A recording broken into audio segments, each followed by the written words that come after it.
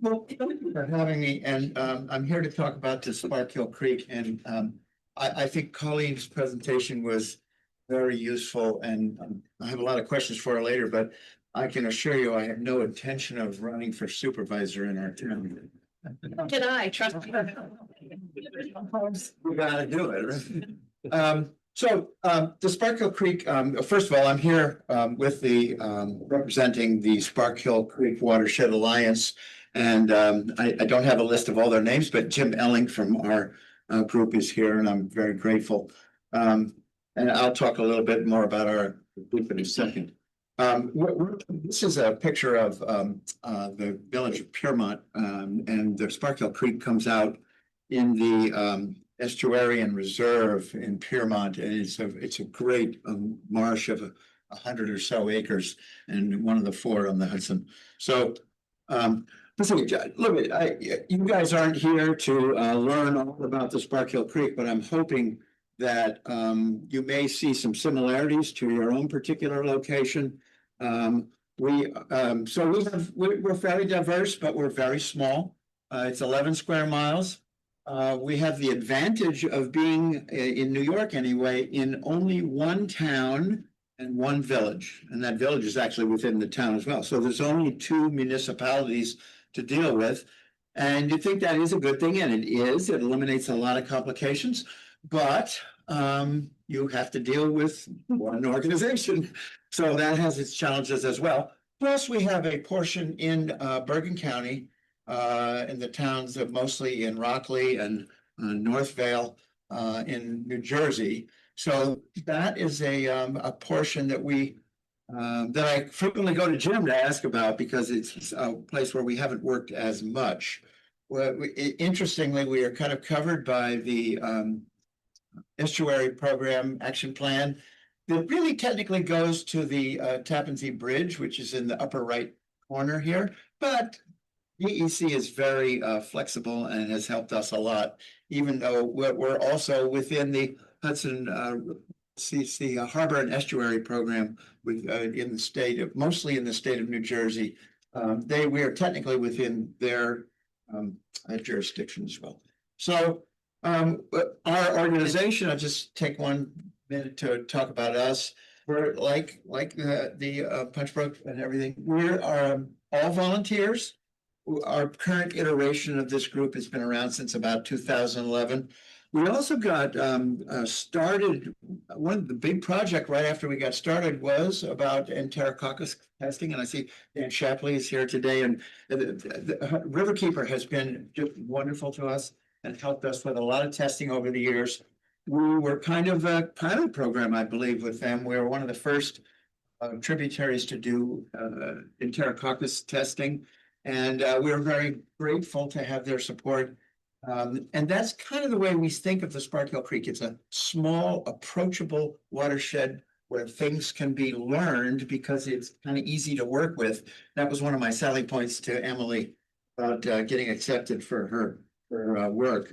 We've done water quality monitoring. We do some advocacy like planning board and town board presentations, or at least letters of support or concern. Watershed planning is what we're talking about today. We occasionally go out and pull water chestnuts out of the ponds and try to figure out what to do about the many invasive plants that's in our area. We've done a lot of tree plantings with Beth Rossler and the Trees for Trip programs, especially lately. We've revised some of those, and we're very grateful for that program. We try to outreach to neighbors, and we try to not be so serious with those meetings. Never. So anyway, we have some fun at it. I only include these not because you should be particularly concerned with your problems, with our problems, but are really more concerned about yours, but you might recognize some of these. I think everybody in the even pristine areas, but especially developed areas, have flooding issues. And this to me is an important issue because it's important and because it's something everyone in the community can relate to. Riparian damage, in my mind, which is of course related, these are all related, is one of the huge problems that's caused by development and stormwater practices. So that's something to be concerned about.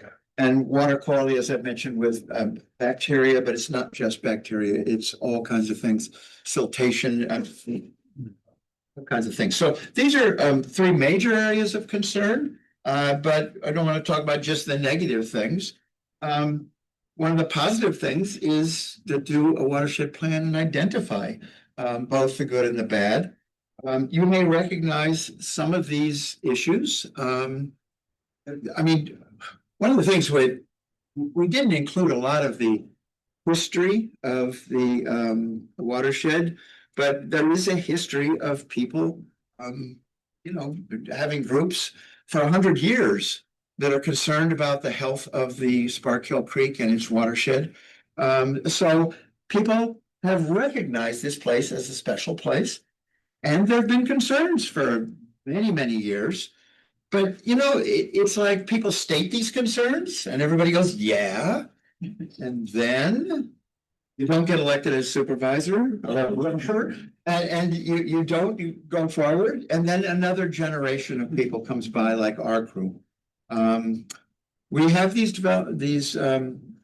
recommendations or concerns, and all the while, especially we're part of the metropolitan region of New York City, development increases and increases and increases, and as you know, this has an impact on our streams, especially if there's no planning involved or minimal planning or planning that doesn't relate to environmental concerns.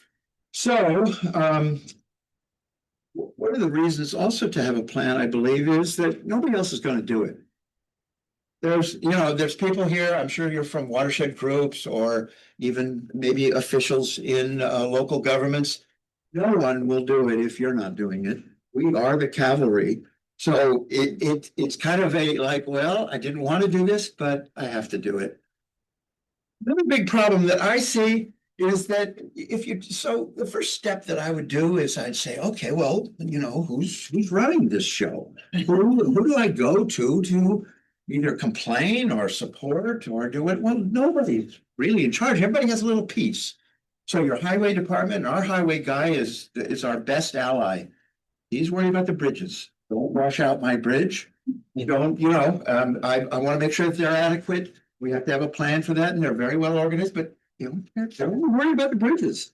And the watershed is big and the bridge is small and important. Well, so it's not him all the way. Sometimes there's a town engineer. He wants to make sure that all the regulations are properly followed, and he testifies in front of the planning board. And the planning people, they don't actually plan. Planning boards just basically approve permits. So everybody has a little piece of it, but when you ask them a question, my experience is they do this. They say, well, that's the other guy. We comply with all the DEC regulations. Okay, but isn't this a local control state? We have home rule. Well, maybe next year you know how it goes. Nobody's really in charge. So that's just the way it's going to be. Fortunately, in our town, we've now for the first time there is an actual town planner. So I'm very hopeful that person can fight off a little bit of this problem. So in my mind, now, don't forget what Emily and Karen said about what planning does, but this is the way I kind of look at it before listening to anything else, that you can proactively make progress rather than having reactions to problems. Oh, it's flooding. Oh, we gotta put more riprap along that part of the creek that's gonna wash out. And so you can look at problems in an anticipatory way, I think it was described. And then because there isn't a single player here, with planning, you can identify a group that will, or an official or a function that will be able to attack part of the plan. And then you can provide an overall path for a vision of this place, which really in my mind, this is an ecological project. You have to realize that it's an ecological area. So if you have an overall vision for it, it improves the environment just in general. So getting started, I know this is not a reflection on our group. This is maybe more about me. how many times did I go to Emily's watershed planning workshops when she was with DEC? I write down all the notes, just like we're doing today. And I say, oh, and I get back to the group and I say, I don't know, there was something about 9 something, and there's a DO something S maybe. And we got to do this. And they just go, yeah, okay, let me know when you're done. It's sometimes hard to inspire people on something like use planning.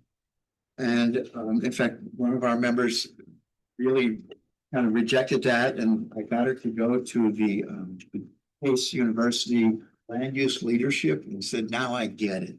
But not everybody does. So, and then you say, well, I can't do this. We're just a bunch of volunteers with no power. And how we can get to partner with us? And will it be the local town? Will it be the county? And then, oh, this stuff is going to cost money. Now I got to learn how to write a grant. So there's a lot of reasons. I'm just trying to say that you don't start. But remember, we are the cavalry. So fortunately, I mean, even though I probably talked with Scott in 25 years ago about watershed planning, we finally got it only when Emily said, there's a grant you should apply for. So look out for those. And fortunately, it was just an offer we couldn't refuse. We talked about the advisory committee a little bit, and I just tried to select as many varied people, some working as basically being paid to look at the Zoom calls, and in town officials and those kind of things, academics and all that, and as many people who I thought would know about this kind of stuff as possible. I probably left out I tried a few, but I didn't make it. I tried just ordinary citizens, because you want to get their input, even if they have no input at all. If they're looked puzzled throughout the process, that's a hint that maybe you have to work in a different direction. I didn't get as many of those people as I would have liked. But you want to get people who you think might be committed to staying to the next steps, because the plan the characterization doesn't mean a whole lot without those next steps. Okay, I think I'm coming to almost the end here. Look at Emily and Karen and Jen did most of the work on all this. Our job was to kind of dig up material and try to get people interested. But speaking of material, if you're thinking about doing this and you think, well, I'll just go to the town or the village or whoever you're working with, they won't know. Because they've only been elected for, 5 years, and you're trying to find out a flood study that was done, the most recent flood study. They're going to say, well, it's all on paper, and there was a fire, and all that stuff. So collect as much stuff as you possibly can, because sometimes you have to give it back to them to tell them that it exists. My goal was in this process, and I'm sure that Emily was on this even more than me, try to make the report as useful as possible for going forward. It's not just documenting, oh, well, we missed a little document here, or it's not quite right. It's all about being useful for the next step. Our report, I think Emily went over this, it's 196 pages. It was a lot of work not for me. 190 references, more than that, 93 supporting documents. That was that spreadsheet she showed you. And there were 66 GIS database files. So there was a tremendous amount of information here. It's going to serve us for the base for future planning. We'll get into that next steps in a minute. Our community meeting was successful in my mind, if only for one reason. I got a new board member for our group, and he was the best person I could have possibly imagined and hadn't thought of before. It was better than just that, but for me, that was a tremendous success. I wish we would have had time. Unfortunately, this took a little longer than we anticipated. We had too much information. Emily was swamped with it. Karen, they were all swamped with information.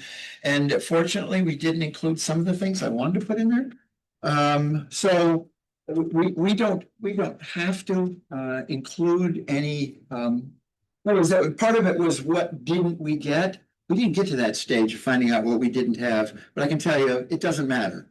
We'll get that later. The idea is to go forward with this. We also had intended to do a little bit of next steps in there. That's the part I was looking forward to because I have no idea. And we didn't get to that. So in an ideal world, I would have had a little more of that, a little more of the interpretation, although there was a lot of interpretation implied with this. So what are those next steps? Right now, so one of the things that we talked about was that maybe I could go and take this on a road show and talk to different entities within the county. And, you know, being, as you know, not a terrific public speaker, I was a little hesitant to do this. I would call people up and look for reasons why they didn't want me to come, and I was successful. But basically, you know, I got the usual stories like, hey, you know, we're kind of low on funding, we're kind of busy, and you know, so I'm still looking for opportunities to kind of go and talk about it and spread it, like the advice you got earlier today. Talk about it, get it out there in the community.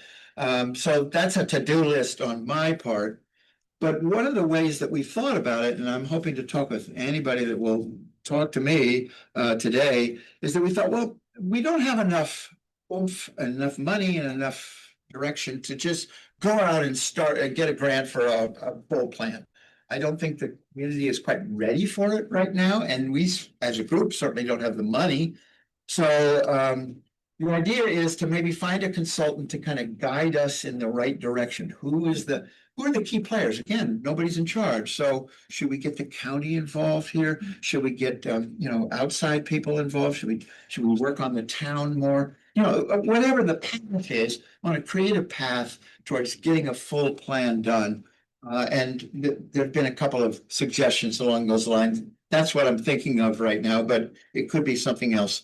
The other challenge is gaining support from local authorities. Now, our supervisor was technically on our committee, which was wonderful. I can't think of a supervisor in the last 10 years who would have done that. And so that was a plus. But still, we don't have the local support that we need, I think, and they're going to be essential. Why create a plan if there's no one to implement it? It's kind of what I'm saying. So I think some groundwork has to be made on the local level to make this a, people are concerned, Mr. Councilman, you know, and get people on board. So with that, I'm open to, I don't know if we have time for questions, but I've probably gone over, and I'm here to talk with you on any of this. Thank you.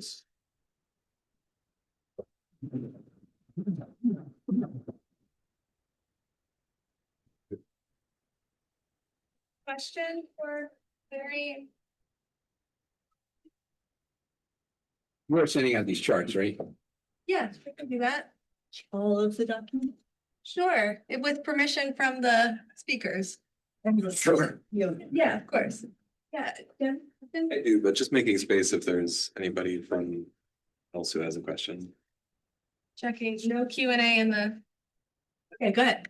Okay, it's a question for both of you, really. First of all, thank you. That it's so helpful to see these like on the ground examples.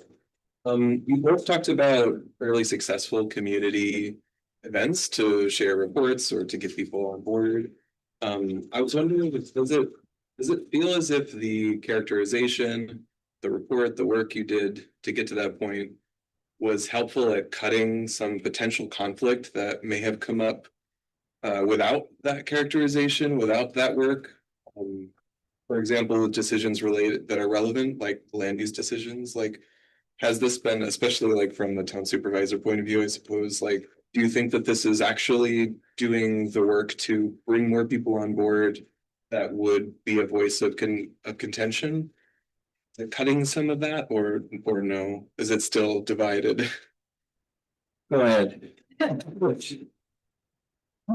We have some division. Little louder. Speak up, colleague. We have some division. My feeling is that if you keep talking about it and you keep it relevant, that maybe some of that division kind of goes away. And the biggest part is maybe trying to frame it from the opposite side of what you believe, understanding where that person is coming from, where they're. Why are they divided? Why do they not see this the same way? And then trying to come at it from that space. And I don't know any other way to say that, other than it's making it relevant to them. Why is this important to you? I might say, oh, biologically, it's blah, blah, blah, blah, blah. But someone else is gonna be like, I don't really care. I care if my culvert's gonna flood out. And that's trying to come at it in a different way. And I think those discussions are happening. I know I have them and I know others do too. So it's slow, but it just keep the conversation going, I think is the only thing I can say. I don't know if that's helpful at all. But yeah, I don't know, Larry, what do you think about Well, it? I would agree with everything you said. In fact, it's good advice for me. But maybe there we so the meeting itself, it seemed like we had people who were part of the choir. And it's like this group, right? A few, and maybe not quite so well educated, but aware of the issues. So they kind of got the idea of planning. Then there were just other people, which of course you want the most, But there was a lady there that exactly the same thing. My land is being flooded by this creek. What are you doing about that spot? Let me tell you where it is, and that needs to be fixed. Well, that isn't what, okay, but that's footnote number 12 in this characterization. And we're talking about the big picture, and she heard creek. That's the only thing she thought of, and rightfully so from her point of view. So is there a division? Yeah, sure. And then you run the risk of people saying, well, I went to that meeting and they didn't do anything. So it's like they think we're in charge. So I think what Colleen is saying is, yeah, just keep it in front. And that's a big challenge. And it's just kind of the beginning of it. And I think what we need to do is have to take that same mailing list and go out there for a kind of a progress report. First, I have to have some progress to report. So that's all I know.